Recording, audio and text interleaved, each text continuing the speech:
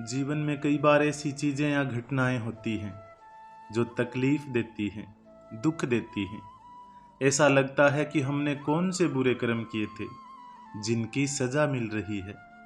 पर कई बार जब हमारे साथ बुरा होता है तो वो अच्छे के लिए भी होता है, जो हमें बाद में पता चलता है, सही वक्त आने पर। एक बड़ी प्यारी कहानी है। एक बार एक संत अपने शिष्यों के साथ एक गांव से गुजर रहे थे। इस गांव से दूसरे गांव के बीच एक जंगल था और रात भी हो गई थी, तो उसी गांव में रुक गए। उन्होंने एक घर का दरवाजा खटखटाया और आश्रय मांगा। मालिक बहुत धनवान था, आलीशान सा घर था उसका, पर घर के मालिक को उनका आना जरा भी पसंद नहीं आया। उसने उस संत और शिष्यों से कहा, घर में तो बिल्कुल जगह नहीं है। तल में एक कमरा है, पुराना सामान रखने के लिए। वहां रहना चाहो तो रह सकते हो, पर भोर होने से पहले ही निकल जाना। संत खुशी खुशी वहीं ठहर गए। पर जब वो सोने की तैयारी कर रहे थे तो संत को दीवार में एक दरार नजर आई। संत वो दरार भरने लगे।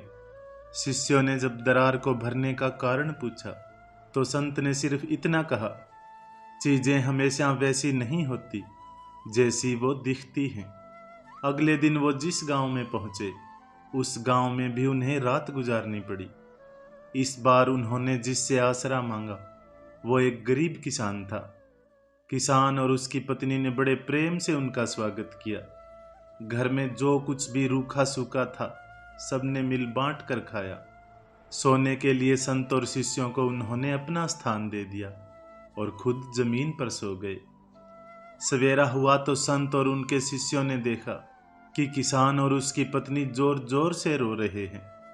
उनका बैल मर गया था। ये सब देखकर एक शिष्य ने संत से कहा, गुरुदेव, आप तो सिद्ध पुरुष हो, आपने ऐसा होने कैसे दिया? वो धनवान इंसान जो आलीशान घर का मालिक था, उसने हमें दुत्कारा और आपने उसके घर की मरम्मत की। और ये किसान कितना भोला भाला, कितना प्यारा और कितना अच्छा इंसान है। इसने गरीब होते हुए भी हमारा कितना सत्कार किया, फिर भी आपने इसके साथ बुरा होने दिया। इसका तो एकमात्र सहारा इसका बैल ही था, वो भी मर गया।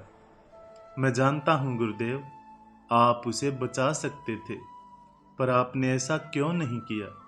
बुरे इंसान के साथ अच्छा और अच्छे इंसान के साथ बुरा कैसे होने दिया?